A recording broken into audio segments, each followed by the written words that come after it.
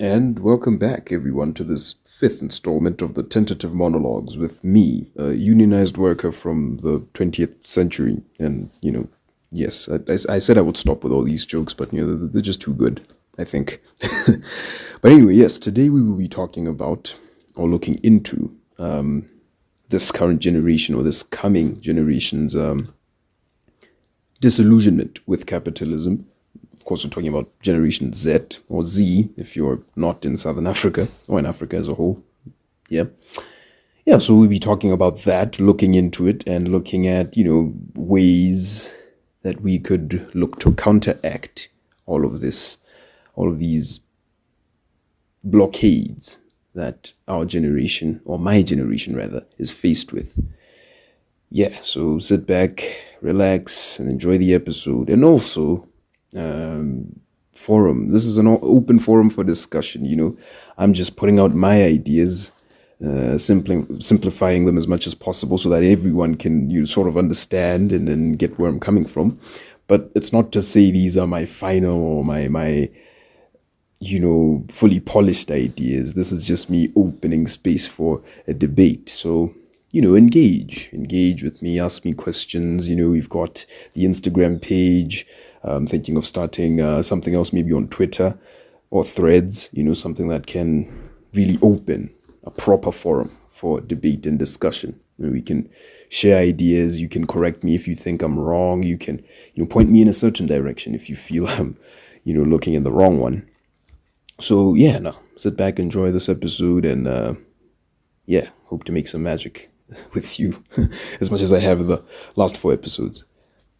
Capitalism lifts millions out of poverty. Capitalism puts billions into poverty. No, but I read that capitalism lifts millions out of poverty. That figure comes from the IMF, a capitalist institution, which set the poverty line at $1.90 a day, which is an arbitrary number not based in reality. No one can achieve basic nutrition and a normal lifespan off that amount. Capitalism eliminates poverty. Capitalism requires poverty. Capitalism promotes equality. Capitalism requires racism to function because a divided working class is easier to exploit. Corporations create jobs. Corporations create profits for the chief executives and the largest shareholders. Corporations employ workers. Corporations exploit workers. That's not true. Corporations give jobs to workers. And slave owners gave slaves food and housing. Ugh.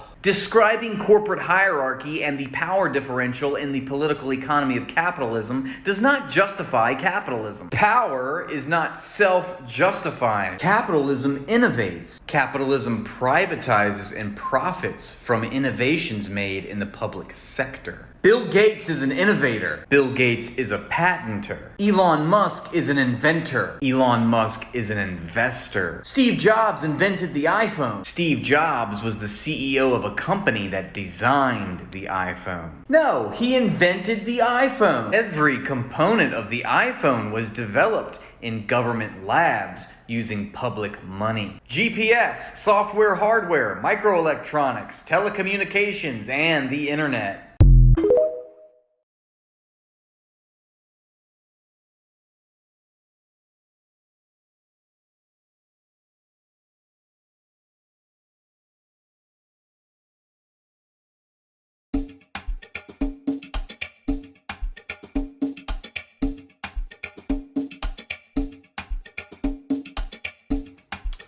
Right. So obviously, I'd assume everyone knows. Well, if you have access to this podcast, then you should know what capitalism is, an economic system, of course, that most of the world is living under the current moment. And it's got plenty of problems, especially for my generation, as I alluded to before, Generation Z or Z.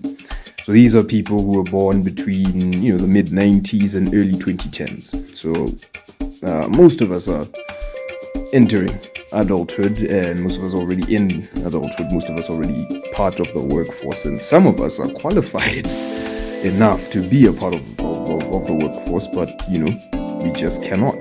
And why is this, And why is everyone suddenly being disillusioned? Why is everyone, leaving school, pursuing other, pursuits and trying to get to success, whatever success may be for you, in a different way? Because clearly this old route, this old pathway that was guaranteed back in the day when things were stable, when they weren't as many recessions as we get, and when there wasn't as large a gap in socioeconomic classes, wealth inequality. Of course, that's the first thing I actually want to talk about is wealth inequality. Oh yeah, and I should also mention that I don't script any of these episodes. This is just me talking from what I think. Well, of course, I do have bullet points jotted down, but this is just what I think from what I've read, from what I've compiled, and of course, I do get proper statistics from credible sources. So don't doubt that. Now I sound like never mind. Anyway, wealth inequality. So it's one of the primary reasons, of course, for this disillusionment that I see. Well, that everyone sees. We can't ignore it. We can tell. Most of the people in my generation most of the children, most of the kids, most of the young adults in my generation are depressed, and we're shrouded in existential angst because we don't know what is next. What am I working towards? What am I going to get with what I will get at the end of this pursuit? After you pursue a degree, you're going to get a job. So wealth inequality. So it's one of the primary reasons, of course, for this disillusionment, and it is increasing at a rapid rate. So according to the World Inequality Report, for instance, the top 1% of income earners globally, they capture twice as much growth, or they've captured twice as much growth as the bottom 50% between 1980 and 2016. So there's a report, I think, that was compiled in 2022. So obviously the gap is growing and increasing. So imagine that. Imagine basically 1%, or a large portion of that 1% of the world, owning 99% of the world's capital. That it's crazy. And this wealth gap, this inequality, it's growing rapidly, like I mentioned, and it's leaving young people feeling marginalized. Because if you don't know someone, and this is a joke that a friend of mine made, he says, if you don't know anyone, you're not really going anywhere, are you? If your dad, if your parents, if you're not connected to anyone or anything, you're not really going anywhere. What good is a paper, a degree that you get at the end, or a certification going to get you? Because it's all about who you know, it seems nowadays. Merit and meritocracy has died. It's non-existent. And so because of this, people, children from groups such as the missing middle in South Africa is categorized as families, I believe, that earn between 350,000 to about 600,000, I believe, the missing middle. And they've been completely excluded from stuff like your social grants, and obviously they're not necessarily a part of higher society, they're not affluent, so they're just in the middle and they miss out on these opportunities. You think of the children that come from these families, they don't get funding. If their parents decide to sacrifice their income for the children's education, it's not as if they're going to get paid back. It's not guaranteed. You're sacrificing the household's income, meaning you don't get the necessities you need for this one person to go to school and get a degree that will hopefully, it's not guaranteed, it's a hope. It's hope, and it's the hope that kills us. In any case, second point, climate crisis. Generation Z is obviously very aware of the pressing environmental challenges facing the world today. And it seems as if capitalism's focus, or at least the major corporations, I know this is cliche wording that I'm using, but bear with me here, because I'm trying to simplify things, right? Capitalism's focus on profit maximization. It often comes at the expense of environmental sustainability. We know this. We see it with our big with the mines we have. South Africa's quality of coal is the worst in the world, and yet we continue to use it because we haven't really shifted to renewable energy sources. Of course, that also has its implications in terms of how massive of a shift it would be, and how much we'd have to redistribute and reallocate the budget, the annual budget for the country, to focus on those. So it's a huge problem. But it seems as if there isn't, as much as we do have, policies and your Kyoto protocols that were introduced to sort of help bring ideas and sustainable plans and protocols to counteract climate change's influence and the effect it has on the world, or maybe to just dumb it down completely. Most countries, most companies, these people who own, like we said, the top 1%, they don't necessarily care. For them, it seems as if, and most of the politicians they support, they seem to believe that climate change is just a construct made by scientists to, shake the world, and it's not necessarily real. But if you're in Lesotho right now, as a matter of fact, if you're in Johannesburg, just a few days ago, we had the coldest day of the year so far. Imagine that. When last did you have a day so cold that it would snow in Johannesburg? I mean, obviously it does snow, but it's very rare for it to snow in Johannesburg. So obviously climate change is something that is here. It is here. Its effects are not imminent. They're not imminent, but they're prominent. They're already here. It's something we can't ignore, but it seems as if it's ignored, And the failure to address climate change problems, to stay put and to stick to these protocols that we're creating, that these, that we're coming up with, the fact that we're not sticking to them, it's going to cause a problem, because then the future is not guaranteed for the generation we have now. And if that's the case, then it's doom for mankind. In any case, third point, job security, or job insecurity rather. So the rise of the gig economy, tenderpreneurs and, connections and knowing someone. And of course the automation and, the rapid growth, I should say, of technology has led to increased job insecurity for Generation Z. Or obviously not all of us are gifted enough or are competent enough to learn how to operate technology. We don't have the education that is necessary for the automation that is currently happening. And as such, manual labor, for instance, which was, at least some sort or some form of, a dependent market, a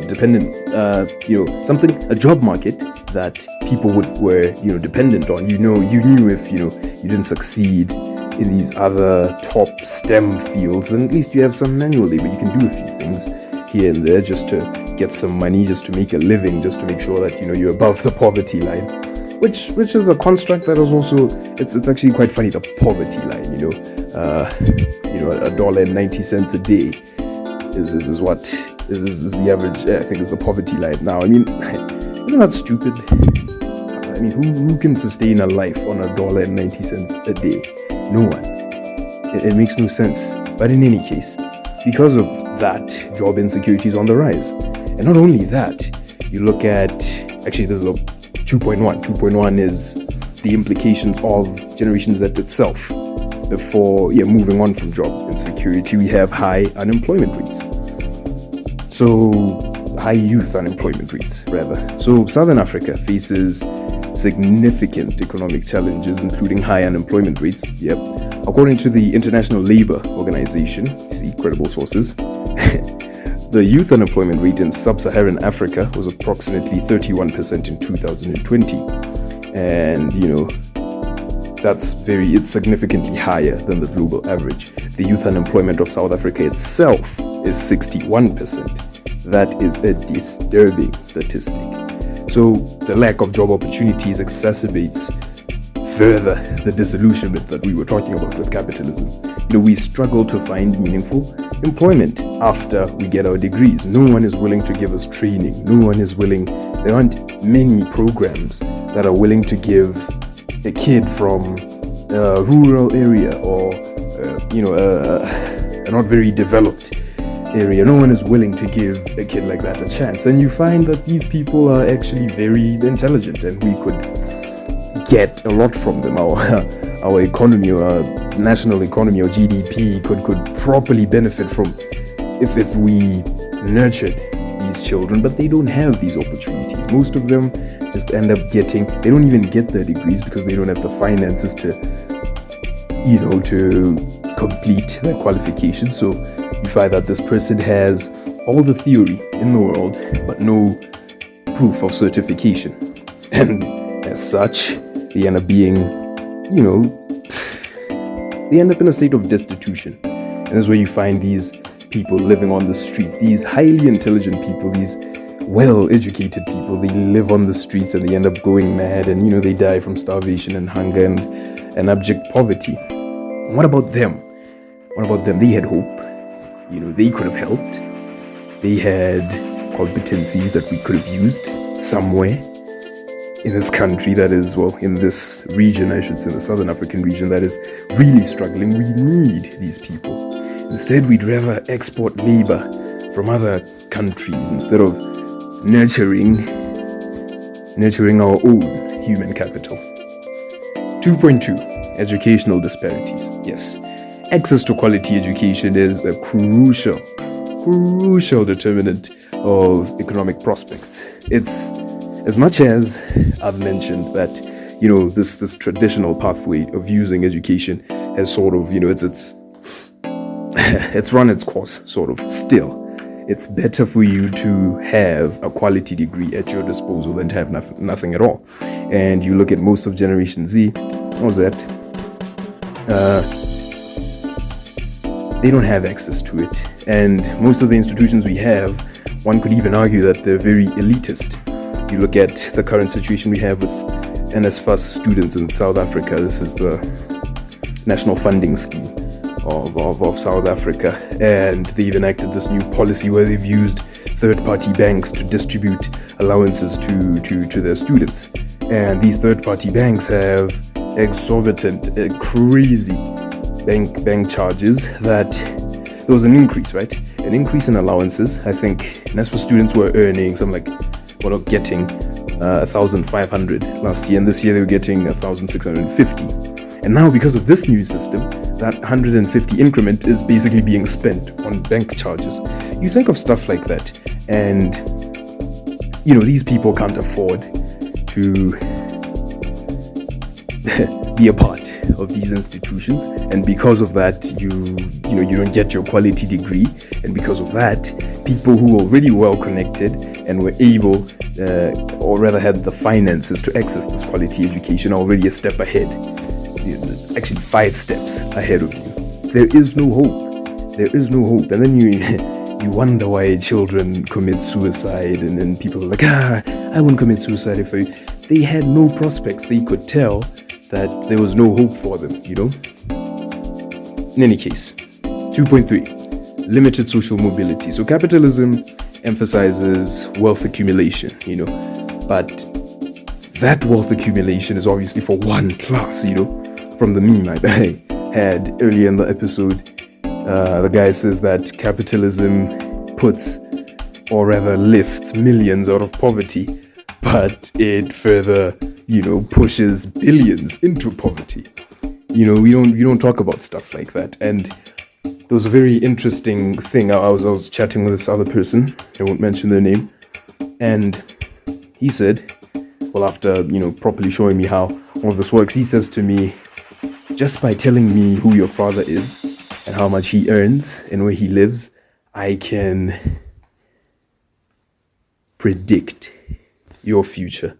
So if your parents are middle class, you'll most likely be a middle class. You'll most likely be part of the middle class, socioeconomic class. And that's a disturbing fact, because ultimately it does make sense. The people who will succeed come from families who have already succeeded, and they have every resource at their disposal. The story of the underdog doesn't exist in a system as unequal as ours is. And that's what we're not asking for absolute equality. That would be stupid. Some people just want enough for them to be able to achieve their view of what success is. But if you're not giving them that, and if you're destroying young children's hopes now, what do you think you will get from them in the future? This is why crime rates are up. This is why rape is a problem, and this is why suicide is a problem. You think of Lesotho, for instance. 1 in 900 people commit suicide every year. How crazy is that? In any case, 3.1. So these are strategies to sort of improve, or some of the things I thought up.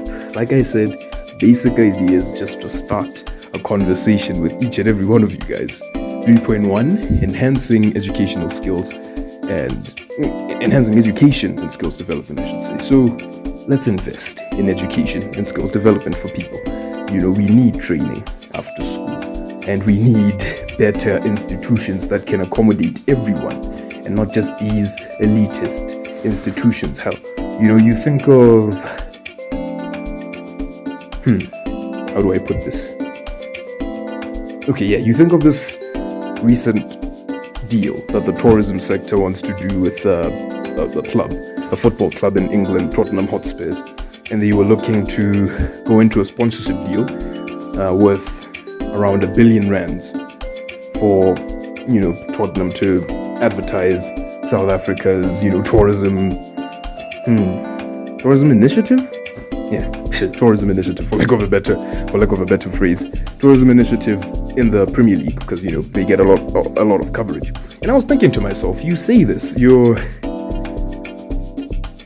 using a large portion of the country's budget to invest into tourism, and yet at the same time, so you're attracting people, you're calling people to visit South Africa, and yet South Africa is in a state of destitution. It's a very bad state that South Africa finds itself in. You think of load shedding, you think of crime rates, and you really think that people would want to come to a country like this. Instead, let's reallocate this budget. Let's invest in education. Let's invest in skills development. And like I said, I know a lot goes into it, and this is what I'm doing. We're initiating dialogue with this forum of discussion. This is for us. This is not my podcast. This is our podcast as the youth. And imagine that, vocational training and entrepreneurship programs to help these people these young people nurture their ideas, help them fulfill what they want, because obviously in helping them, you also help everyone else. It sounds easy. I know it's difficult to do, but it's sensible things, And you think of 3.2, another point, strengthening social safety nets. You think of the social grants that we have in South Africa. Of course, South Africa is in a state of destitution, but the inequality gap is insane. The social grants we get, I think one of the top ones being the SASSA grant, getting 350 a month. 350 rands a month. What are you expected to do with 350 rands a month? 350 rands? That's what some kid, some affluent kid spends in a day going out with their friends to a club somewhere, while someone else is struggling trying to provide for a family of 4 with that 350.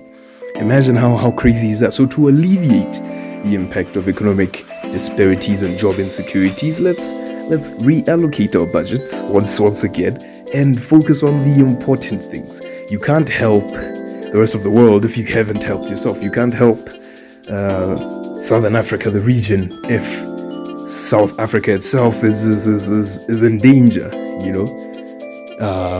The country was recently greylisted a few months back. Imagine how crazy that is. Affordable healthcare, affordable housing. Let's invest in these things. Let's find balance in the markets. And of course, I'm not going into depth, just starting dialogue here. 3.4 or 3.3, encouraging youth participation in policy making, right? And of course, when policy is being made, when legislation is being passed, the public is involved. It's published in the government gazette, and people, have sort of put their input in, throw their input in on any new legislation that is being proposed. But what about children? What about the youth? What about us? We also have a say, right?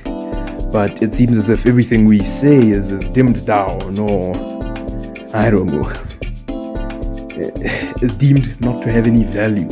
And that's why I created this podcast, for instance, to give us this forum. I've been saying this over and over again in this episode to sort of make sure it sticks, But in any case, we could do that. Engage young people and get their ideas of how they want to shape the economic future of this country. It belongs to them. You are in power.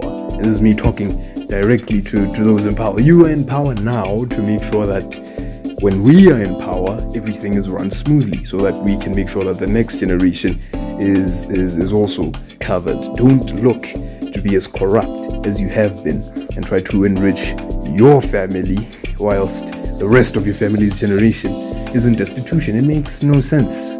Self-interest. Where does it take us? It feels as if we're losing traditional values, especially in Southern Africa. We have values of Ubuntu. You are because I am, and because we are. Togetherness, unity. It seems it's going away. It's all about self-interest now. Being individualistic. And that's something else that I think we might cover another day. Capitalism and loneliness. Capitalism and isolation. The only way you can properly be influenced by propaganda is if you are isolated on your own. So, but yeah, that's obviously a topic for another day.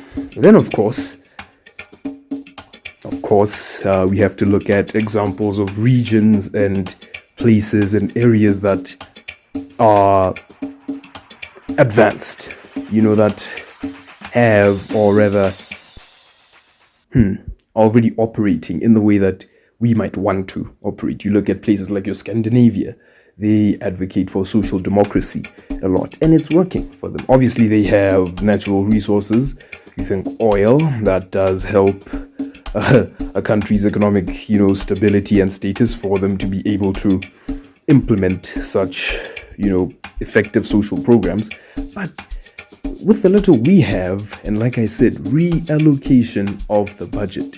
You think of South Africa. South Africa is a very peaceful nation. We've never really had any violent revolutions, or of course, except for during apartheid and all those massacres that happened during that era in time. But ever since then, we've been peaceful. We've always been the mediators, and Southern Africa as a whole, really. So, investing in defense, or rather over-investing in defense, who does that help? Whilst the rest of the country is struggling.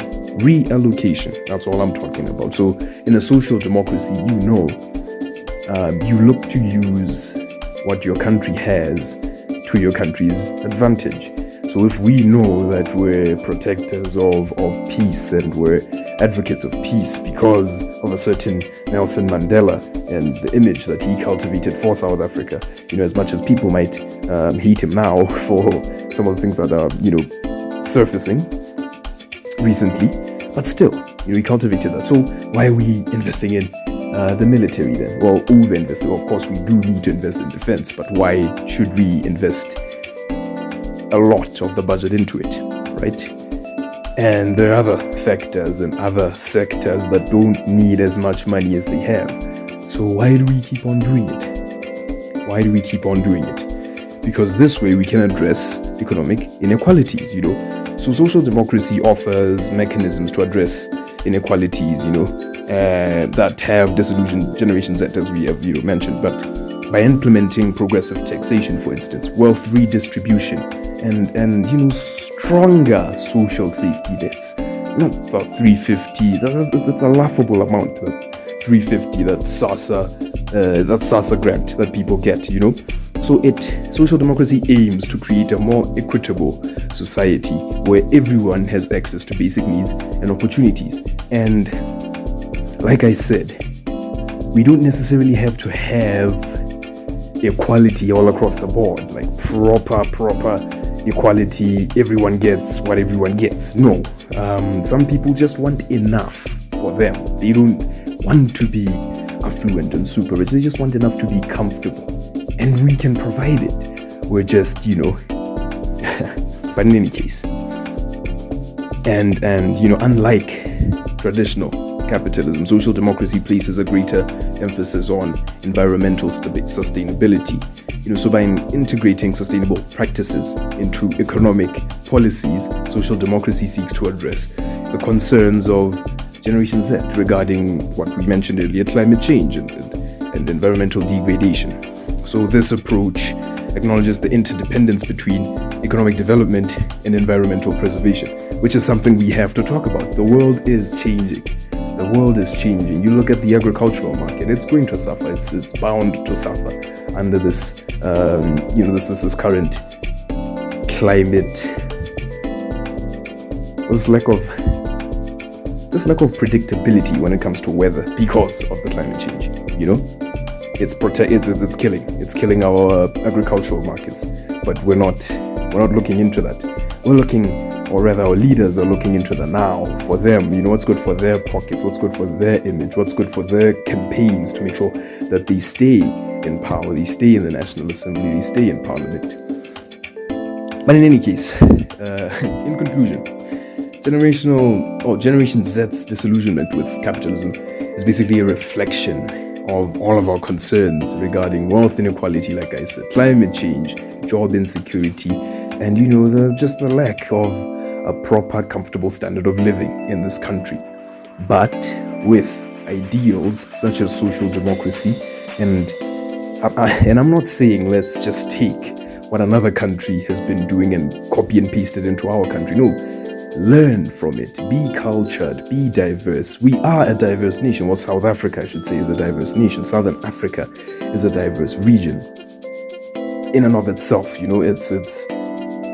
So let's embrace different cultures. Let's embrace different systems of management. Let's learn, and let's not look for what we want or what we like or what our identity is. No, let's look for what works. Let's look towards what works. So if we can integrate certain policies and certain ways of working from these other developed states or states right next to us, it can help. And if it doesn't help, heck, at least you tried. You tried to spark a revolution. You tried, and then if that doesn't work, you try something else. That's basically how it works until you get to a proper system of management. So I think there isn't a generation. Back in the day, apartheid, right? We had the boomers, basically, who gave their lives. They risked their lives. You look at MK, the military wing of ANC.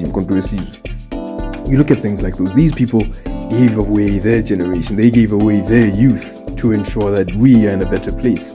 And you can't tell me that they're not turning in their graves right now. This is not what they fought for. And we seem just to be sitting comfortably in it. All we can do is complain, and then we keep on complaining and blaming things on things that have passed, apartheid and this and that and that. Why not just spark your own revolution? Why don't we just start our own revolution? If the ballot doesn't work, why not just take arms or peacefully protest? And if that doesn't work, then we can take arms like they did. Learn from past generations to help future generations, and also be willing to sacrifice yourself for the change you want to see. That is all I'm saying, and it's crazy, and I don't know what else to say, so I'm just gonna cut it here. And I hope this was not educational, but a starting point, something we can really work on, something that sparks conversation, that sparks debate, something we can talk about openly with each other. And I'm not necessarily saying go to my page or go to our page and start asking questions or no, I'm just saying this can spark debate between you and your friends, you and your mentors, you and people you work with. If you're in an organization, you could, the message you get from here could help you spark some sort of new revolution in that organization, stuff like that. So thank you for listening once again. I hope you enjoyed it, and yes, I hope your ears will be ready for the 6th episode, or however these people end the podcast episodes and stuff. So I'll talk to you guys the next episode.